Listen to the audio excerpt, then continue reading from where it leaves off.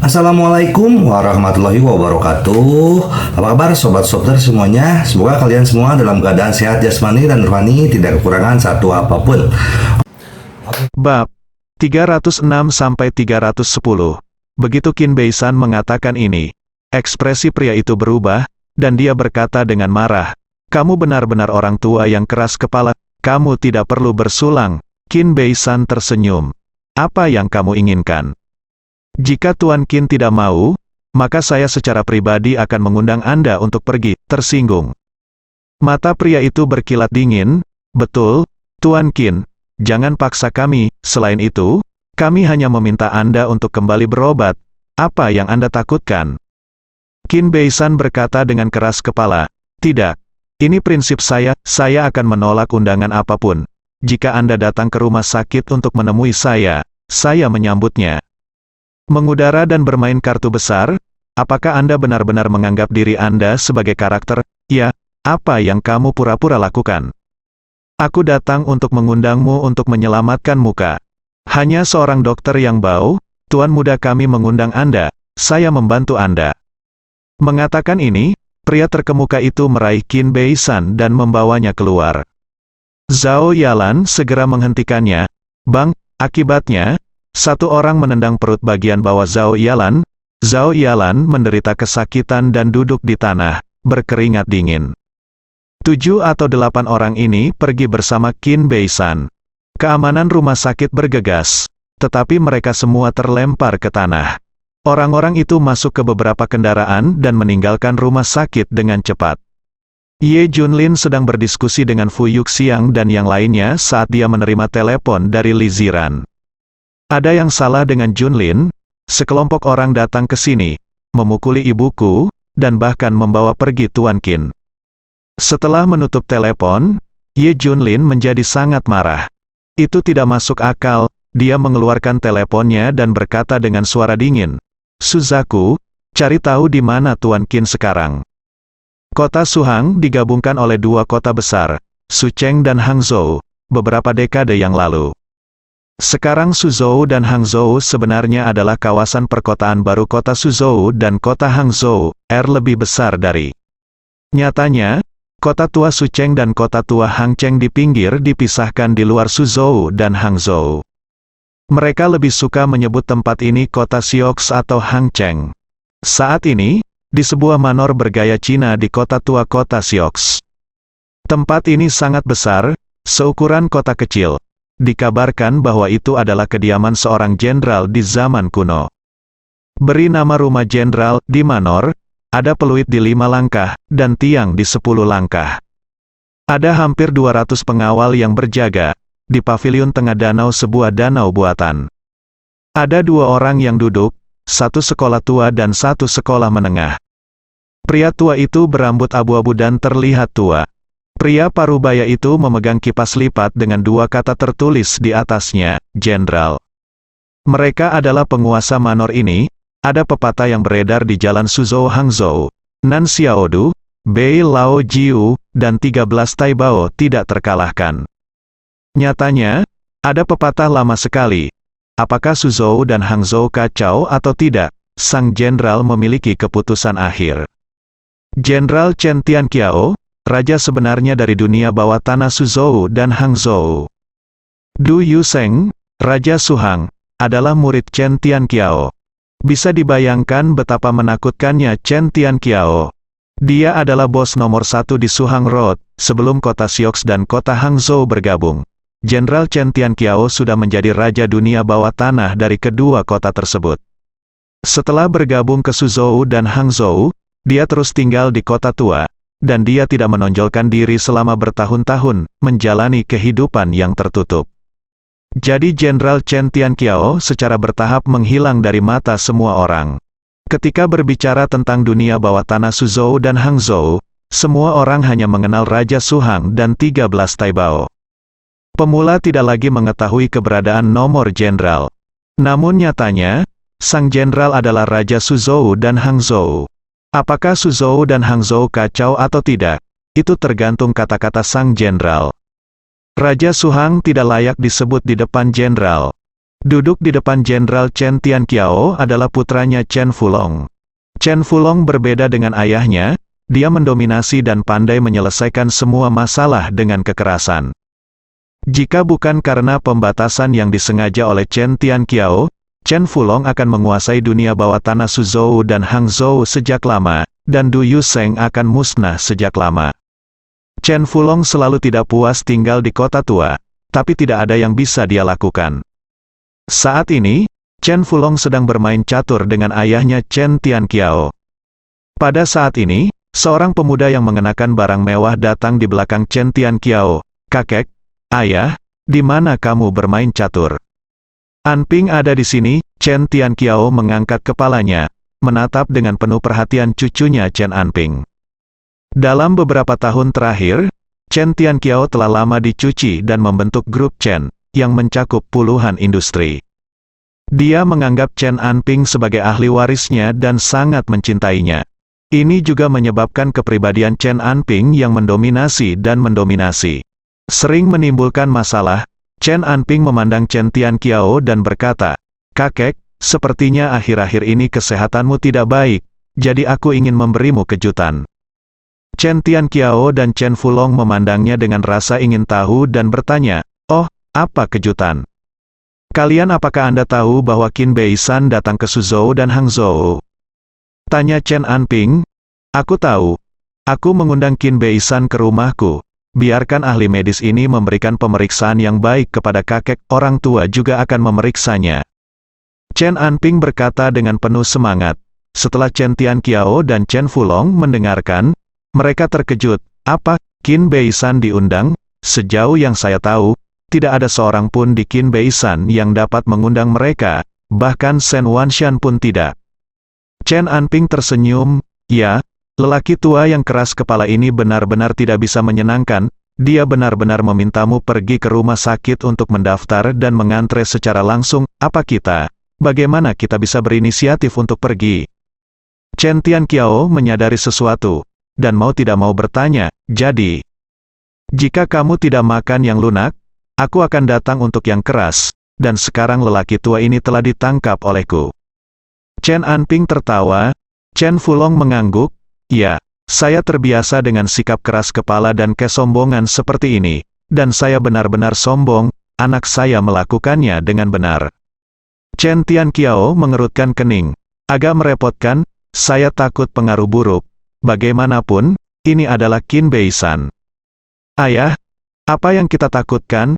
Kami tidak melakukan apa-apa, kami hanya mengundangnya ke dokter, kami harus menghormati kami, hanya saja cara mengundangnya agak ekstrim." Chen Fulong bertindak dominan dan merasa tidak ada yang salah. "Sebaliknya, saya pikir cukup menghormati untuk melakukannya." Chen Anping mengangguk. "Kakek, apa yang dikatakan ayahku benar, kami hanya memintanya untuk menemui dokter, dan kami tidak menyakitinya. Jika kami memberinya biaya tinggi untuk konsultasi, dia pasti akan bahagia." Chen Tianqiao mengangguk kepala. "Itu benar. Selain itu, apa yang saya takutkan? Apa yang salah dengan saya mengundangnya? Tidak ada seorang pun di dunia ini yang tidak dapat diundang oleh keluarga Chen." Ke kediaman jenderal keluarga Chen. "Hei, Pak Tua Qin, cepat dan tunjukkan tubuh kakekku. Jika efeknya bagus, aku akan memberimu banyak hadiah." Chen Anping mencibir dengan saku di sakunya. Hanya saja Qin Beishan memandangnya dengan acuh tak acuh. "Oh, apa artinya ini? Aku benci kita tidak membayar di muka. Bagaimana dengan ini? Aku akan segera memberimu sejumlah uang, dan kemudian aku akan memberimu sejumlah besar uang setelah perawatan. Aku bisa bangun rumah sakit swasta untukmu." Chen Anping mencibir jalan. Chen Fulong juga datang ke Qin Beishan. "Qin tua, saya minta maaf telah mengundang Anda ke sini dengan cara yang lancang. Tapi selama Anda mendiagnosis ayah saya, manfaatnya tidak akan ada habisnya." Qin Beishan menggelengkan kepalanya. "Tidak dokter. Saya tidak tahu cara membaca." Segera setelah kata-kata ini keluar, udara membeku. "Orang tua, apa yang kamu katakan? Katakan lagi." Chen Anping berkata dengan marah. "Apakah kamu tahu siapa kami? Kakek saya adalah orang nomor 1 di Suzhou dan Hangzhou. Chen Tianqiao, dijuluki Jenderal. Anda diundang untuk menyelamatkan muka." "Iya, Ayahku Chen Tian Kiao, pelayanku adalah Chen Fulong. Di Suhang, dia memiliki status yang cukup, meskipun dia hidup dalam pengasingan sekarang. Di masa lalu, ayah Suhang memiliki keputusan akhir, kata Chen Fulong dengan sebuah senyum. Kedengarannya sangat sederhana pada awalnya, tetapi sebenarnya sangat arogan. Qin Bei-san memandang keduanya dengan jijik. Tidak peduli berapa banyak latar belakang yang Anda miliki, dapatkah Anda membandingkan dengan teman lama saya Jenderal Kunlun? Qin tua, jangan khawatir. Selama kamu mendiagnosis ayahku, aku pasti akan mengirimmu kembali. Kamu tidak hanya akan membalas dendam, tetapi kamu akan selalu menjadi teman keluarga Chen saya, Chen Fulong berkata. Jika ucapan ini didengar oleh orang lain, pasti akan kaget. Karena Suhang tidak tahu berapa banyak orang yang ingin berteman dengan keluarga Chen. Jangan lihat Chen Tian Kiao yang hidup dalam pengasingan sekarang, tetapi ada banyak selebriti yang datang berkunjung setiap hari. Mereka memutar otak untuk berteman dengan Chen Tian Kiao. Tapi mereka yang benar-benar bisa menjadi teman keluarga Chen bisa dihitung dengan dua tangan. Qin Bei-san menggelengkan kepalanya, saya tidak membutuhkan begitu banyak teman, cepat kembalikan saya, atau keluarga Chen Anda akan mendapat masalah. Mendengar nasihat Qin Bei-san, Chen Fulong dan Chen Anping saling memandang, dan mereka berdua tertawa. Ada tiga kekuatan utama di Suzhou dan Hangzhou yang tidak bisa dipindahkan. Orang terkaya Shen Wanshan, Kamar Dagang Suzhou Hangzhou dan Jenderal Chen Tian Kiao. Tidak peduli siapa itu, tidak mungkin menjatuhkan ketiga kekuatan besar ini. Oh, apakah Tuan Qin tahu cara meramal, kapan keluarga Chen saya akan mendapat masalah? Ditemani oleh suara tua, Chen Tian Kiao berjalan perlahan dengan tangan di belakang. Chen Tian Kiao terlihat tidak berbeda dari orang biasa, tetapi ada aura ketenangan dan wibawa di tubuhnya, melingkupi seperti puncak gunung. Qin Bei-san tiba-tiba merasakan tekanan. Orang seperti apa yang belum pernah dilihat Tuan Qin? Dari segi momentum, yang di depannya pasti yang teratas. Saya sangat menghormati Tuan Qin, agar tidak menimbulkan masalah yang tidak perlu. Saya ingin mengirim Tuan Qin kembali, tetapi Tuan Qin berkata demikian. Jadi saya, Tuan Chen, ingin melihat apakah keluarga Chen akan mendapat masalah. Chen Tian Kiao berkata dengan dingin. Qin Bei-san membujuk. Pria ini harus menyarankan Anda untuk mengirim saya kembali. Jika tidak maka akan sangat sulit, dan beberapa hal berada di luar kendali saya. Hahaha, saya dengar. Anda tidak dapat mengundang siapapun. Ayo, saya, Chen Tian Kiao, akan menjadi orang pertama hari ini. Lihat apakah aku bisa membiarkan Tuan Qin tinggal bersamaku selama 10 hari setengah bulan. Chen Tian Kiao bertekad, dia ingin sangat malu. Mari kita lihat apa yang bisa dia lakukan. Chen Fulong dan Chen Anping tampak bangga, keluarga Chen sangat mendominasi. Jadilah kejam dan abaikan semua aturan keluarga Shen, orang terkaya, dan kamar dagang Suzhou Hangzhou, keluarga Chen tidak akan pernah memperhatikan. Keluarga Chen juga merupakan keluarga yang paling membuat Zhou Yuheng sakit kepala. Mereka kuat dan tidak stabil seperti keluarga Shen dan kamar dagang Suzhou Hangzhou. Begitu pecah, itu akan menjadi bencana, tapi tidak bergerak. Qin Bei-san tersenyum, kalau begitu kita tunggu dan lihat saja. Pada saat ini, Suzhou dan Hangzhou telah meledak. Seseorang bahkan secara paksa mengambil Qin Bei-san dari rumah sakit nomor 1 Suzhou Hangzhou, dan melukai puluhan dokter, perawat, dan penjaga keamanan. Segera membangkitkan kemarahan publik, semua orang di Suzhou dan Hangzhou sedang mencari di mana Qin Bei-san ditangkap. Keluarga Shen dan kamar dagang Suzhou Hangzhou juga aktif mencarinya. Karena ini adalah kesempatan sempurna mereka, jika lelaki tua Qin Bei-san diselamatkan, maka dia akan benar-benar memiliki hubungan dengan Tuan Qin, dan manfaatnya tidak terbatas. Pejabat tidak ikut campur dalam masalah ini, tentu saja karena tidak ada yang menelepon polisi. Tapi sebenarnya ada alasan lain, Qin Bei-san Ye Junlin datang untuk mengurusnya, dan yang lainnya tidak memenuhi syarat. Setengah jam kemudian, keluarga yang kuat menemukan berita, Tuan Qin Bei-san saat ini berada di rumah Jenderal Chen di kota tua kota Sioux. Orang yang membawa pergi Tuan tua Qin Bei-san adalah Chen Anping, cucu Jenderal Chen Tian Kiao. Di Suhang Villa, Sen Wanshan mengenakan pakaiannya, dan segera berkata, ayo pergi ke rumah Chen di kota tua. Tiba di kota tua tak lama kemudian, berhenti di depan rumah jenderal. Saat ini, arah lain, iring-iringan mobil panjang tiba. Orang yang keluar dari mobil adalah Lei Qianju dan Han Xiaokun. Orang-orang dari kamar dagang Suzhou Hangzhou, keluarga Sen dan kamar dagang Suzhou Hangzhou adalah yang tercepat. Kalau begitu mari kita pergi bersama, mari kita bicara tentang menyelamatkan Tuan Qin. Kata Sen Wanshan, oke. Bersama-sama, Lei Qianju dan yang lainnya setuju, dan datang ke rumah jenderal bersama Sen Wanshan. Gerbang rumah sang jenderal sekarang tertutup rapat, tanpa satupun penjaga. Sen Wanshan melambaikan tangannya, dan Sen Qingfeng mengetuk pintu. Tolong beritahu saya bahwa keluarga Sen Wanshan, dan 4 keluarga besar dari kamar dagang Suzhou Hangzhou, Lei Qianju, Han Xiaokun, Yu Bukun, dan Qin Zhenglin, meminta untuk bertemu dengan jenderal, kata Sen Qingfeng, di rumah sang jenderal. Setelah mendengar suara itu, mereka semua tersentak. Mereka meremehkan berat Qin Beisan.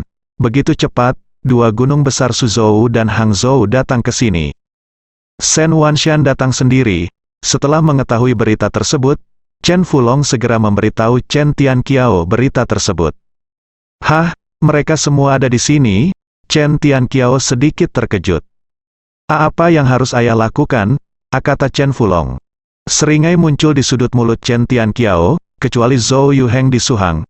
Saya tidak memperhatikan siapapun, Sen Wanshan dan yang lainnya paling terkenal seperti saya, tetapi mereka sama sekali tidak ada di mata saya, mereka hanyalah sekelompok talenta. Chen Fulong mengangguk, ayah mengerti, jenderal di luar mansion. Semua orang di Sen Wanshan menunggu lebih dari 10 menit. Akhirnya pintu terbuka, seorang pria muda keluar dari dalam, itu adalah Chen Anping. Chen Anping menangkupkan tangannya dan berkata, lansia, tolong kembali, kakek sakit dan tidak bisa bertemu kalian semua. Sen Wanshan bersikeras, cahaya dingin melintas di mata Chen Anping. Ayo, lihat. Tepat ketika suara itu jatuh, langkah kaki terdengar di sekitar. Dalam sekejap, ratusan penjaga muncul di sekitar, mengelilingi Sen Wanshan dan lainnya. Pergi, ratusan orang berteriak bersamaan. Sen Wanshan dan yang lainnya saling memandang.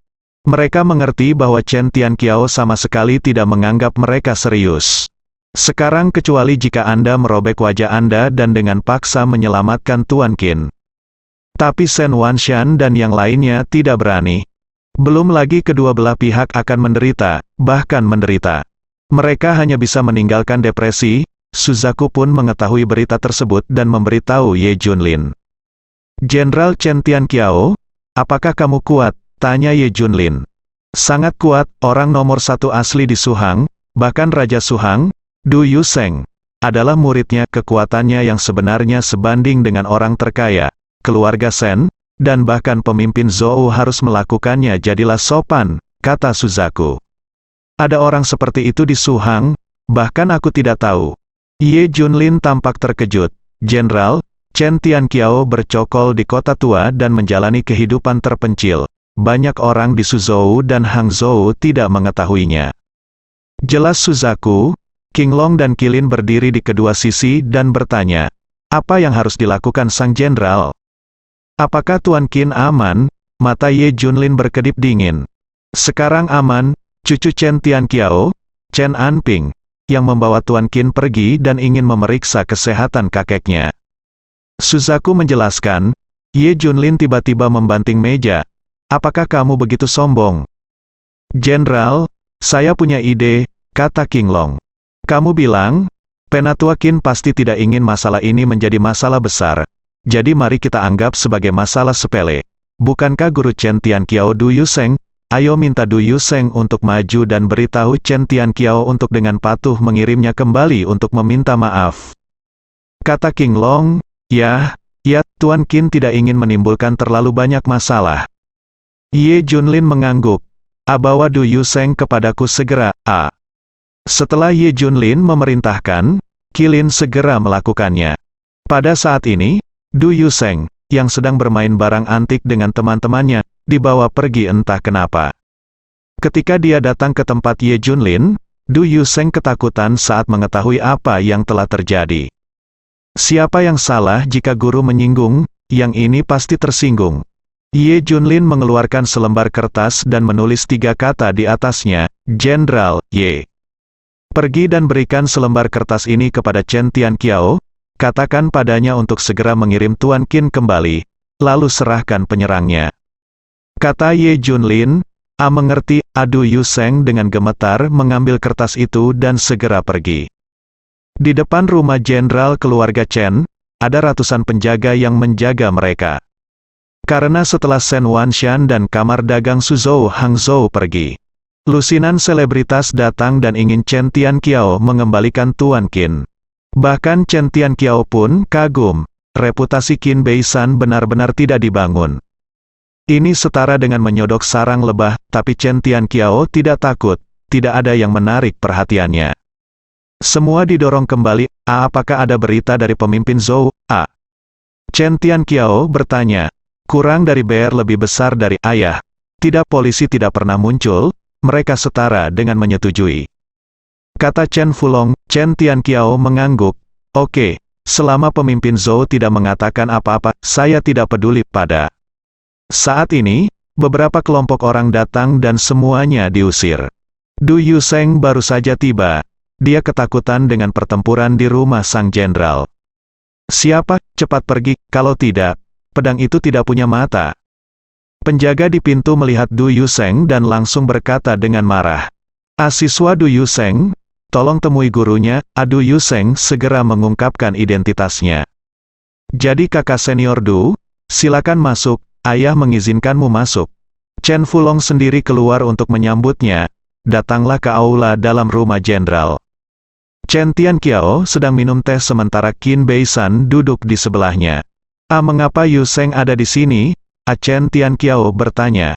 Plop, tapi Du Yuseng tiba-tiba berlutut di depan Chen Tianqiao. Pemandangan yang tiba-tiba ini mengejutkan Chen Tianqiao. Yuseng, kenapa kamu melakukan ini? Chen Tianqiao bertanya. Berlutut Du Yuseng menundukkan kepalanya dan berkata dengan gemetar, Guru, murid-murid jangan berani mengatakan. Apa yang kamu takut katakan? Chen Tianqiao sangat bingung. Chen Fulong dan Chen Anping juga bingung. Hanya lelaki tua Qin Beisan yang mengharapkan sesuatu, dan tidak bisa menahan senyum. Menjelaskan, ekspresi Chen Tianqiao berubah dan dia tiba-tiba meninggikan suaranya. Du Yuseng terkejut. Dia dengan gemetar mengeluarkan selembar kertas yang ditulis oleh Ye Junlin.